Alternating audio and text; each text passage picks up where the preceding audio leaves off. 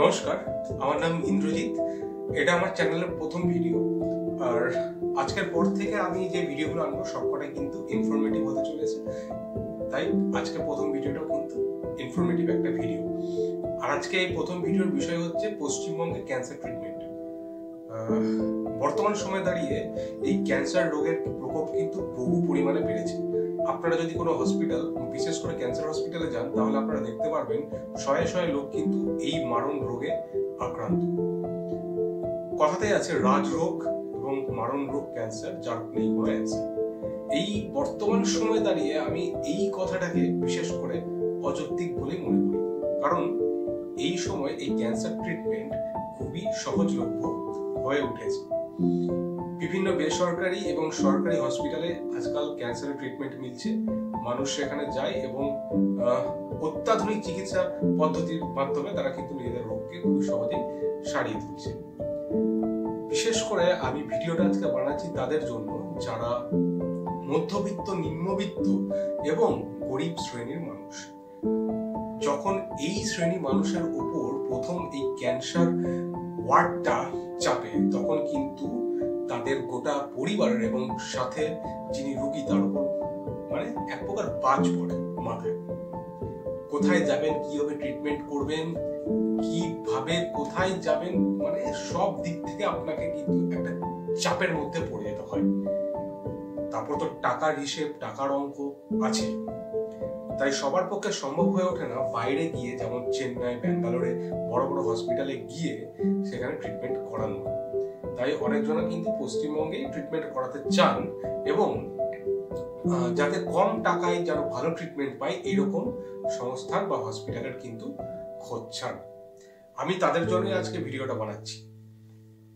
প্রথমত, পশ্চিমবঙ্গে আজকাল বিভিন্ন সরকারি হসপিটাল, মেডিকেল কলেজগুলিতে এই ক্যান্সার ট্রিটমেন্ট কিন্তু হচ্ছে। তার মধ্যে রয়েছে কেন্দ্রীয় সরকারের হসপিটাল এবং রাজ্য সরকারের hospital.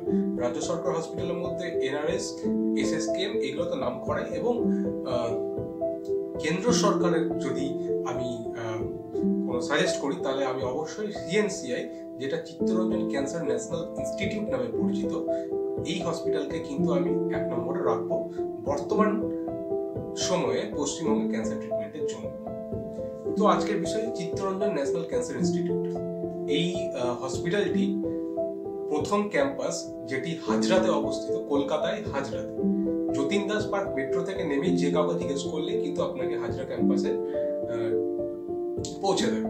Chittaranjan national cancer institute 2022 সালে এর দ্বিতীয় ক্যাম্পাসটি প্রতিষ্ঠা করা হয় কলকাতার নিউ টাউন অঞ্চলে।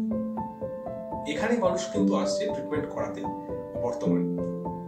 এটি সম্পূর্ণ কেন্দ্রীয় সরকারের হসপিটাল এবং যারা অত্যাধুনিক চিকিৎসা পদ্ধতির মাধ্যমে আপনার পরিবারের কাউরি ক্যান্সার ট্রিট করতে চান, তাহলে আমি অবশ্যই রেকমেন্ড করবো এই হসপিটালের জন্য। আমার বাবা একজন ক্যান্সার পেশেন্ট, আমি সেখানে ট্রিটমেন্ট করাচ্ছি। আমিও একজন নিম্নবিত্ত, বলতে গেলে গরিব ঘরের ছেলে, যেখানে আমার সামর্থ্য নেই যে একটা বড় কোনো হসপিটালে বা বাইরে নিয়ে গিয়ে আমি সেখানে ট্রিটমেন্ট করাবো। তাই আমি এই হসপিটালটাকেই মানে রেকমেন্ড করব যারা আমার মতন পরিবার থেকে বিলং করেন। অত্যাধুনিক চিকিৎসা ব্যবস্থা কিন্তু এই হসপিটালে আপনারা পাবেন এবং খুবই স্বল্প মূল্যে। আমি রেকমেন্ড করব সবাইকে যে প্রথমত আপনারা যখন যদি আপনারা চান যে আপনারা এই CNCI আপনার ট্রিটমেন্ট করাবেন আপনার রোগীর, তাহলে অবশ্যই আপনি এই সেকেন্ড ক্যাম্পাসে আপনার রোগীকে নিয়ে যাবেন। আর রোগীকে প্রথম যদি আপনি নিয়ে যাচ্ছেন, আপনার লোকাল যেখান থেকে আপনি ডায়াগনোসিস করেছেন বা আপনি অন্য কোনো হসপিটাল থেকে ডায়াগনোসিস করেছেন যে আপনার পেশেন্টের ক্যান্সার আছে, তাহলে সেখান থেকে ডাক্তারকে একটা রেফার করিয়ে, যে রেফার টু CNCI বলে রেফার করিয়ে কিন্তু আপনি এখানে এসে কিন্তু আপনার ট্রিটমেন্ট শুরু করতে পারেন। প্রথমে রোগীকে এনে এখানকার OPD-তে আপনাকে দেখাতে হবে এবং সেখান থেকে ডাক্তার আবার নতুনভাবে নানান রকম টেস্ট দেবে এবং ফাইনাল ডায়াগনোসিস হয়ে গেলে ফার্দার ট্রিটমেন্টের জন্য তারা কিন্তু এগিয়ে যাবে। এটাই হচ্ছে এখানে চিকিৎসা পদ্ধতি। এখানে আপনি স্বাস্থ্যসাথী কার্ডের মাধ্যমে কিন্তু চিকিৎসা করাতে পারেন।